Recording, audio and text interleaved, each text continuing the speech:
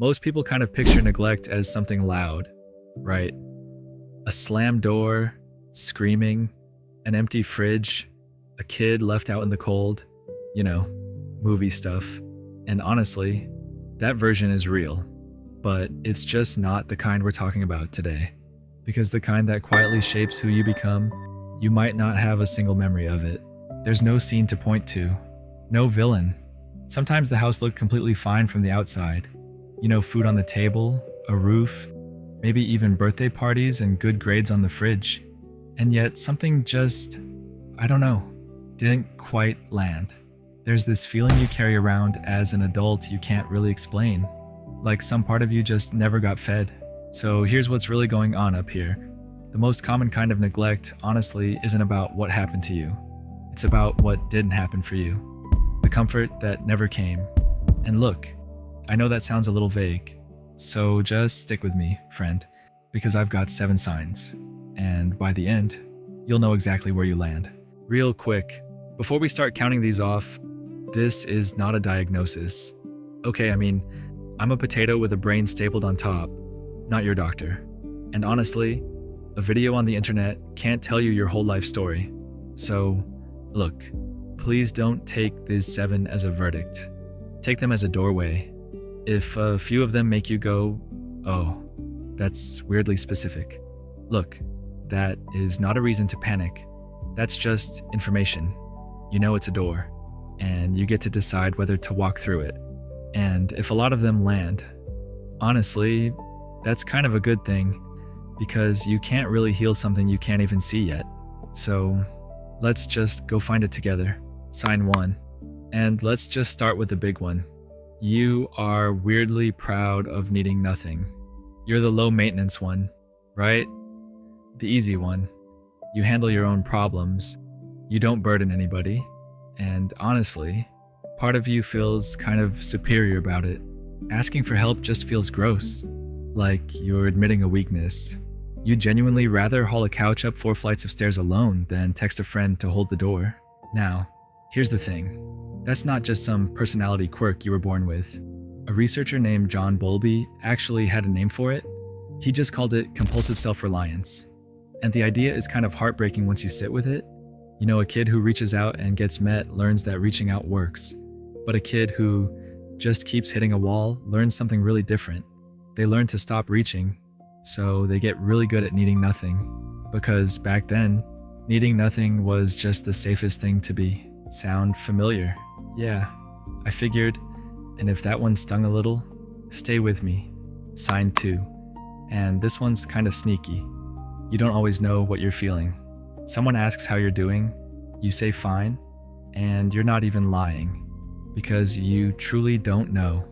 You can tell when you're hungry or tired, sure, but the finer stuff, anxious versus excited, hurt versus quietly furious, it all just smears into one gray blob you file under off. Here's what's going on under the hood. When you were little, if your feelings kept getting ignored or brushed aside, your brain did something honestly pretty clever to protect you. It basically turned the volume way down on them. If nobody's coming to help with a big, scary feeling, then the smartest move is to just stop broadcasting it. Right. A psychologist named Jonas Webb calls this childhood emotional neglect, and she describes it as the white space in the family picture, not the thing that was there in the photo, the thing that was quietly missing from it. And you can't really remember a missing thing. You know, you just grow up a little numb, wondering why. Sign 3. Your factory default setting is, it's probably my fault. Something goes wrong, and before you've even had a thought, this little voice just goes, yeah, that was me. I'm the problem here. A friend seems distant. You must have annoyed them somehow. A plan falls apart. You should have organized it better. You catch yourself apologizing for stuff that's clearly not your responsibility. And look, I used to figure this was just low self-esteem, plain and simple, but it runs way deeper than that. Picture a little kid who depends on their grown-ups for absolutely everything. Food, safety, survival. Now, if that kid senses the grown-ups just aren't there for them, they hit a genuinely terrifying fork in the road.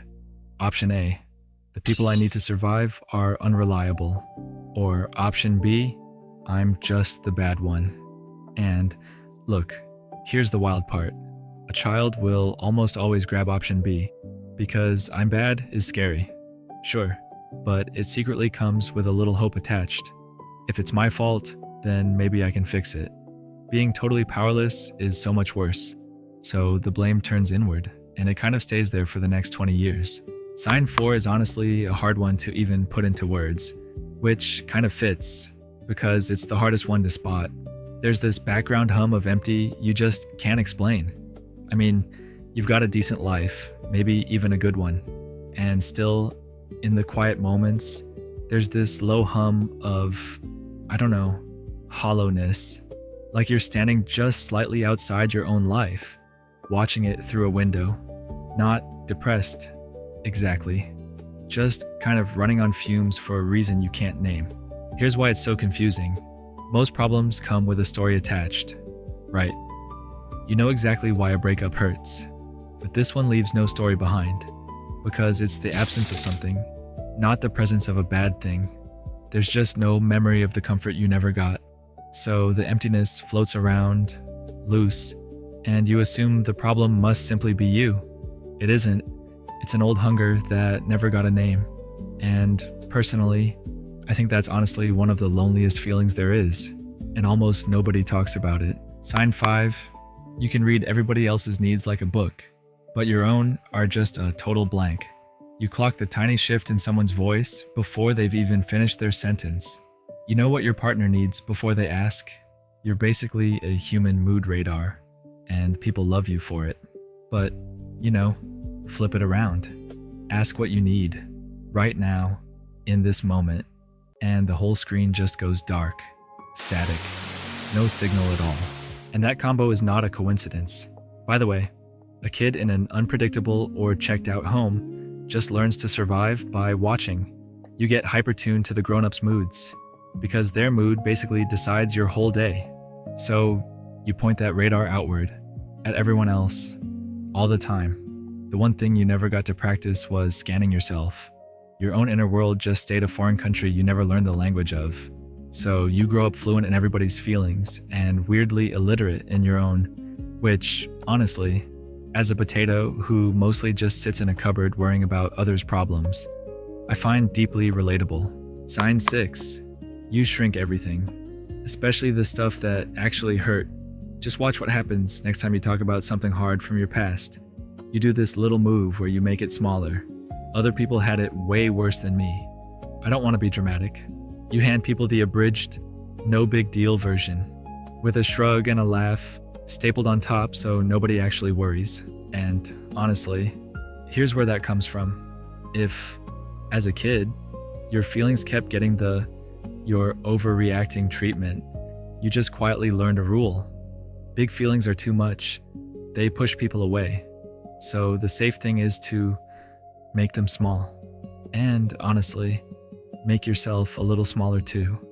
The sad twist is this makes it almost impossible for anyone to actually help you, because you never let them see the real size of it. You've spent years translating your own pain into something so tiny it fits inside a shrug. And I think that honestly deserves a lot more compassion than it usually gets. You didn't come out of the womb dramatic. You just learned, way too young, that your totally normal amount of feeling was somehow too much for the room. Sign 7, the last one. When you're hurt, you disappear instead of reaching out. Something just wounds you. A real fight with someone you actually love. And instead of leaning in and saying, "Hey, that really hurt me," you just go quiet. You get very calm, very self-contained, and handle it alone in a back room where nobody can watch. From the outside, you look completely fine, cool as a cucumber. Inside, it's a total mess. That calm outside, chaos inside thing. It's actually been measured. Back in the 70s, Mary Ainsworth watched how babies reacted when a parent left the room and came back. Some looked totally unbothered, but when they wired those same babies up to monitors, their little heart rates and stress hormones were through the roof. The calm was just a mask. They'd already learned that showing the need didn't bring anybody. So why even bother?